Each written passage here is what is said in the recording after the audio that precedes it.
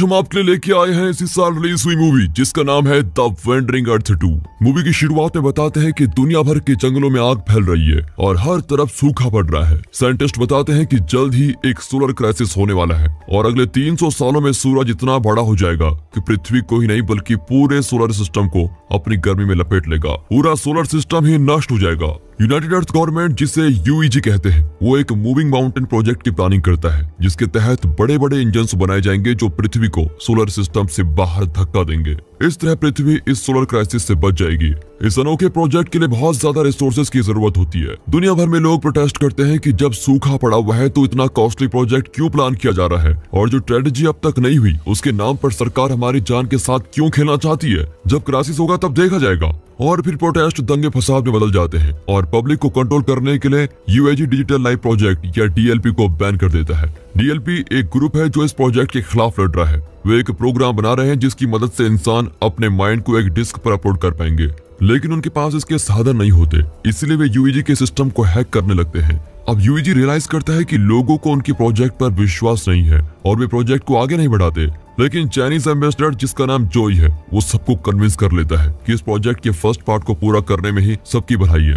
अब वे मून पर अपने पहले इंजन को टेस्ट करते हैं क्योंकि वे मून को पृथ्वी से दूर करना चाहते हैं। इससे पृथ्वी पर उसकी ग्रेविटी का असर नहीं होगा। इस प्रोजेक्ट के लिए कई एस्ट्रोनॉट्स ट्रेन किए जाते हैं। ल्यू नाम का एक पायलट बेस पर पहुंचता है तो वो जगह प्रोटेस्टर से भरी पड़ी होती है। एक प्रोटेस्टर्स गार्ड को चकमा देखकर अंदर घुस जाता है नाम की ट्रेनी उसे मार गिराती है। ल्यू से बड़ा इंप्रेस हो जाता है। अब ट्रेनीज को उस जगह के बारे में बताया जाता है और उनके पहले टेस्ट के लिए उन्हें स्पेस एलिवेटर में ले जाया जाता है।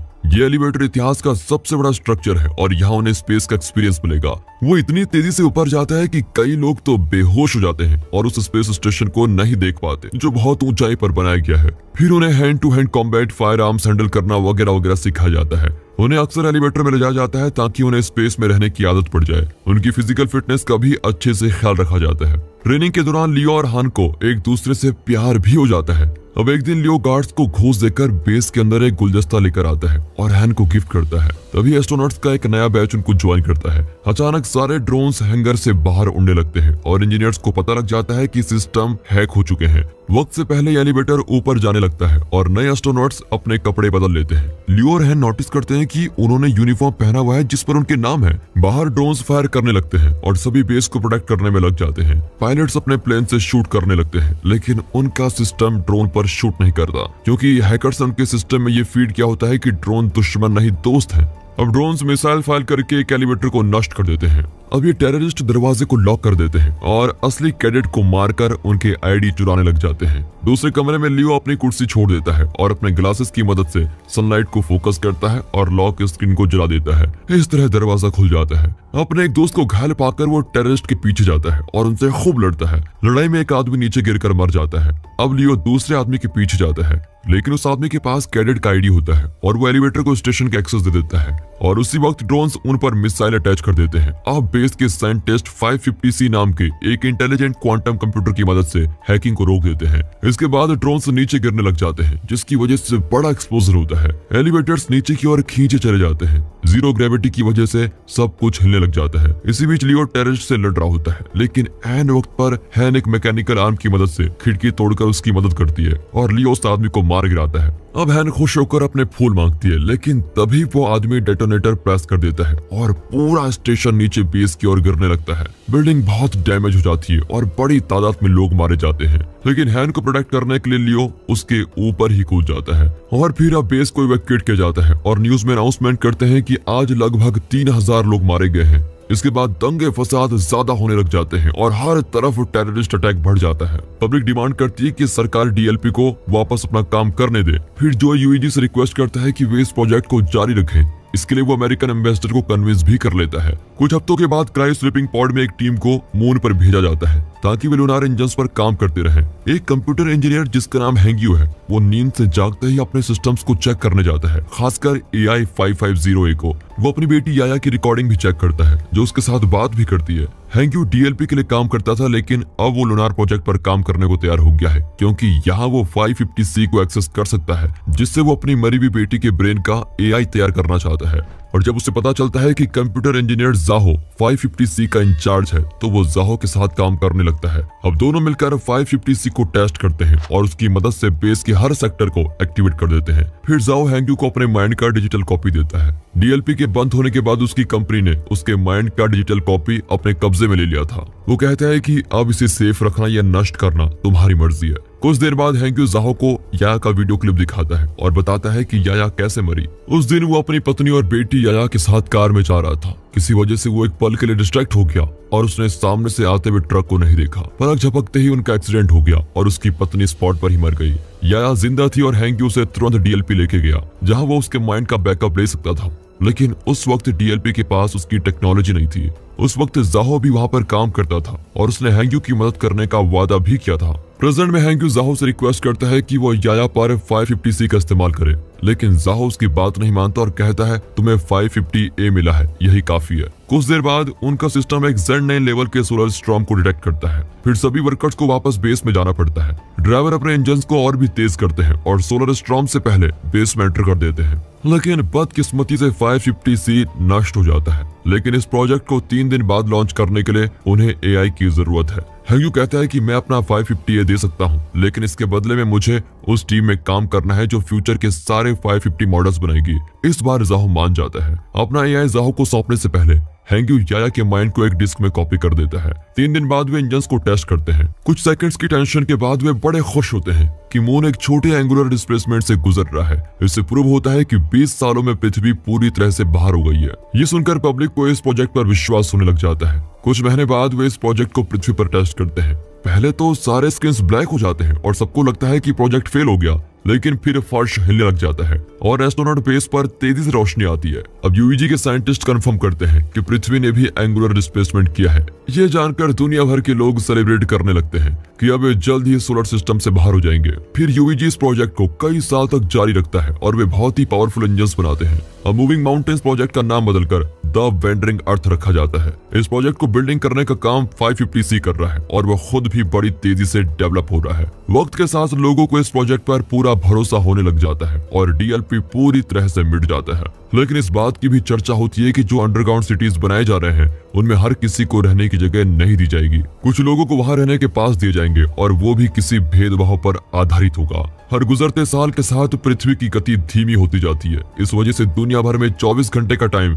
सिर्फ 60 घंटे सिस्टम को फॉलो करता है। इतना नहीं, ग्लोबल इंटरनेट भी शट डाउन हो जाता है। पृथ्वी पर बाढ़ और सोलर रेडिएशन जैसे डिजास्टर्स होने लग जाते हैं और कैंसर केसेस भी बढ़ जाते हैं। लियो और हैन की शादी हो जाती है और उनका एक बेटा भी होता है। उन्हें फिक्र होती है कि उनके बेटे को अंडरग्राउंड सिटी में पास नहीं दिया जाएगा। सोलर रेडिएशन की वजह से हैन को भी कैंसर हो जाता है। हैंग्यू अब भी अपनी बेटी के एआई पर काम कर रहा होता है और साथ ही 550W नाम के एक नए 550 एआई पर भी काम करता है। 14 साल बाद लियो जब एक मेजर रैंक का ऑफिसर बन गया है तो वो एक नए मिशन का नेविगेटर बनने के लिए इंटरव्यू देता है और उसका इंटरव्यूअर 550W है जो लियो की स्किल से इंप्रेस हो चुका है, लेकिन उसकी फैमिली के बारे में भी जानता है। वो कहता है कि तुम मिशन पर जाने की बजाय पृथ्वी पर रहकर अपनी फैमिली को संभालो, लेकिन लियो कहता है कि इस मिशन पर जाने वाली की फैमिली को अंडरग्राउंड सिटी में फर्स्ट प्रेफरेंस दी जाएगी और मैं अपने बेटे के लिए अंडरग्राउंड सिटी का पास चाहता हूँ, इसलिए मैं इस मिशन पर जाना चाहता हूँ। इस प्रोजेक्ट के इंचार्ज भी उसका इंटरव्यू सुन रहे होते हैं। हैंग्यू को भी अपनी बेटी की याद आ जाती है। 550W उसको याद दिलाता है कि हैन की लाइफ जल्द ही खत्म होने वाली है। ये सुनकर लियो बड़ा परेशान होता है और वो स्ट्रेस टेस्ट में फेल हो जाता है। अब लियो हैन से मिलने हॉस्पिटल जाता है जहां हैन की हालत बद से बदतर हो जाती है और अब हैन अपने टाउन को देखना चाहती है जहां पर वो पैदा हुई थी, लेकिन इस मौसम में वहां जाना इतना आसान नहीं है। शाम को हैंग्यू छुपकर बेस में पहुंच जाता है और याया के माइंड को 550W के साथ कनेक्ट कर देता है। इस बार याया कई रिएक्शंस दिखाती है और कहती है कि मैं कहीं और चली गई हूँ। ये सुनकर हैंग्यू रोने लगता है। तभी जाहो और कुछ गार्ड्स आ जाते हैं। जाहो उसको समझाता है कि इस बात को एक्सेप्ट कर लो कि याया जिंदा नहीं है, लेकिन हैंग्यू नहीं मानता और याया को पूरी तरह 550W में अपलोड कर देता है। इससे मून का सिस्टम खराब हो जाता है और इंजन्स फेल होने लग जाते हैं। गार्ड्स हैंग्यू को पकड़ कर लेके जाते हैं और जाहो याया को वापस डिस्क में डालकर 550 के उस एक्सटेंशन को शट डाउन कर देता है। अब लियो एक जेट को रेंट करता है और अपनी फैमिली को हैन के टाउन में लेके जाता है। जेट में थोड़े मजे करने के बाद वे शंघाई पहुंच जाते हैं जो अब बर्फ से ढकी हुई है और एक बंजर जमीन बन चुकी है।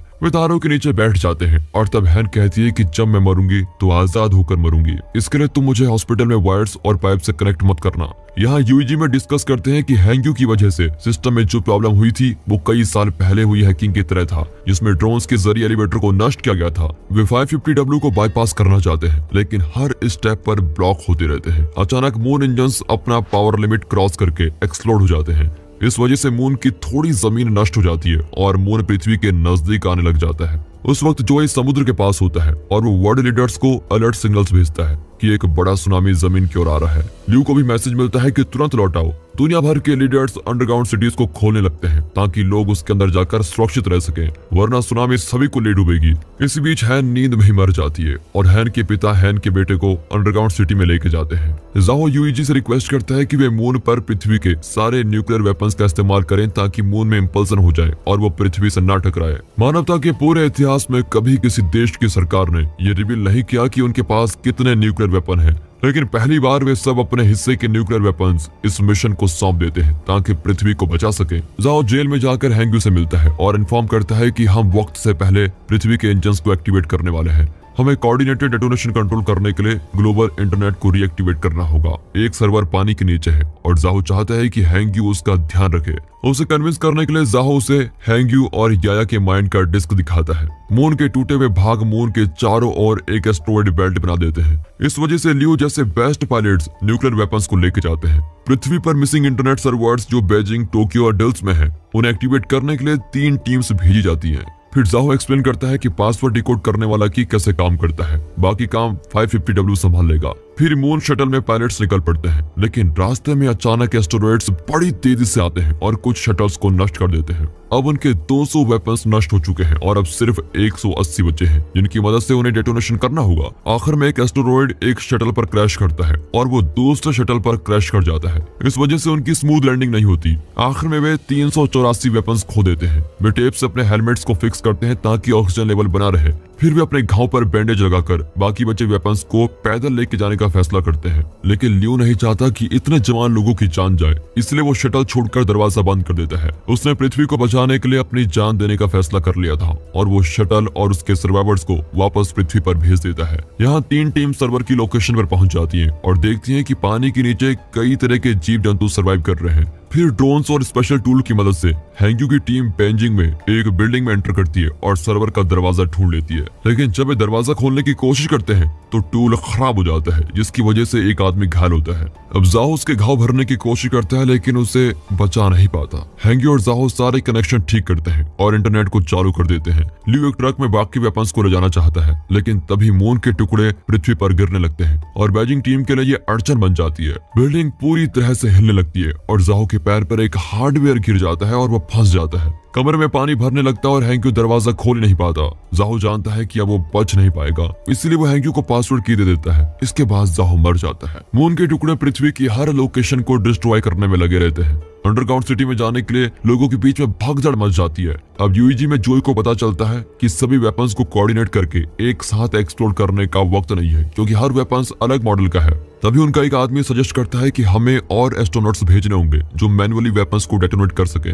लेकिन इस खतरनाक मिशन के लिए उन्हें अपनी जान देने के लिए तैयार रहना होगा। इस मिशन के लिए 300 एस्ट्रोनॉट्स की जरूरत होगी। कुछ जवान लोग इसके लिए वॉलंटियर करते हैं, लेकिन एक बुजुर्ग पायलट कहता है ये लोग ह्यूमैनिटी का फ्यूचर है, इनकी बलि चढ़ाने के बजाय मुझ जैसे बुजुर्गों को इस मिशन पर भेजना ही ठीक होगा। अब 50 साल से ज्यादा उम्र के लोग इस मिशन पर जाने के लिए तैयार हो जाते हैं और एक शटल में मून की ओर बढ़ते हैं। उन्हें आते देखकर ल्यू तो चौंक जाता है, लेकिन उसका कम्युनिकेटर टूट गया है, इसलिए वो उन्हें अलविदा भी नहीं कह पाता। ल्यू को तुरंत एक शटल में पृथ्वी पर भेजा जाता है। यूजी कंफर्म करता है कि टोक्यो और डिल्स एक्टिवेट हो चुके हैं, लेकिन बेजिंग सर्वर कनेक्ट नहीं हो रहा है। यहाँ हाइजून का कमरा पानी से भर रहा होता है और वो पासकोड की को ठीक से कंप्यूटर से कनेक्ट नहीं कर पाता।